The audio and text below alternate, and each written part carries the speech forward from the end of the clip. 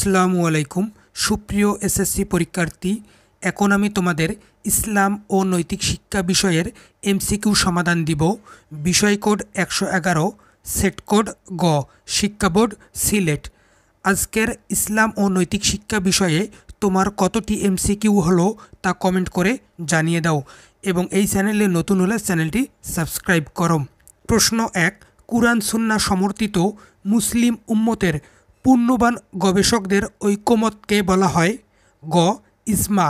2, অধীনস্থ একজন কর্মচারীর ভুল ত্রুটি কতবার ক্ষমা করার জন্য পবিত্র ইসলাম শিক্ষা দেয়? উত্তর ঘ, 70। 3, সিয়াম সাধনার ফলে সমাজের লোকদের মাঝে সৃষ্টি হয়? উত্তর ক, 1 ও 2। 4, আল সাবউল মুআল্লাকাত কি? উত্তর গ, আরবি সাহিত্যের গীতিকবিতা। 5, কোনটি মানুষের অন্তরকে পরিশুদ্ধ করে? উত্তর ঘ, তাকওয়া। 6, ওয়াদা পালন মানব সমাজে? উত্তর ঘ, 1, 2 ও 3। 7, সকল ইবাদতের মূল উৎস কি? উত্তর খ, আল্লাহর সন্তুষ্টি অর্জন। 8, আত্মশুদ্ধির ফলে মানুষ? উত্তর খ, 1 ও 3। 9, কুল্লিয়াত নামক চিকিৎসা বিজ্ঞান বিষয়ক গ্রন্থের রচয়িতা কে? উত্তর খ, ইবনে রুশদ। 10, জনাব ওয়াহিদ রেজার চিন্তাধারার ইসলামে নিষিদ্ধ কোন বিষয়টি প্রকাশ পেয়েছে? উত্তর ক, কুফল।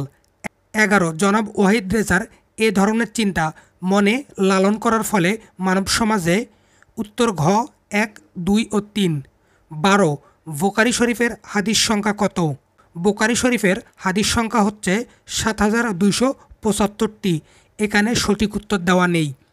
13, কোনটি মানব জীবনের শ্রেষ্ঠ সম্পদ হিসাবে বিবেচিত?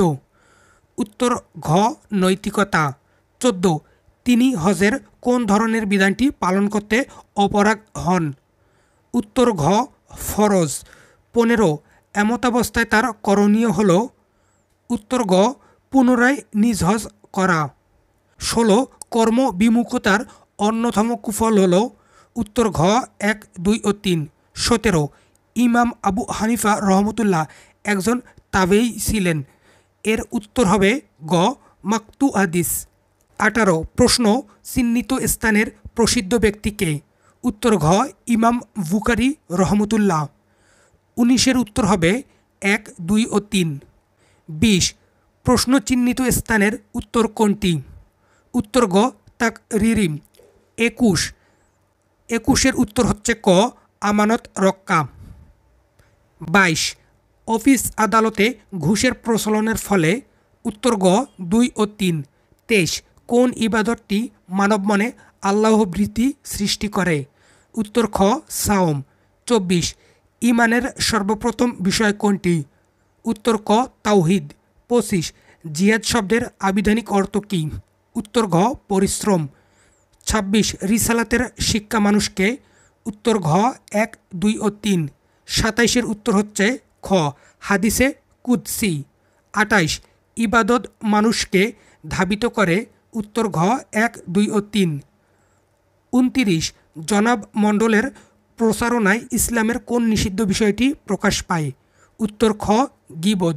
সর্বশেষ 30 নম্বর, জনাব মণ্ডলের এহেন মিথ্যা প্রচারণায় পরিণাম হল? উত্তর ক, 1 ও 2। এই ছিল সিলেট বোর্ডের ইসলাম ও নৈতিক শিক্ষা বিষয়ের এমসিকিউ সমাধান। তোমরা কত নাম্বার পেলে তা কমেন্ট করে জানিয়ে দাও। সকলের প্রতি রইল শুভকামনা। আসসালামু আলাইকুম।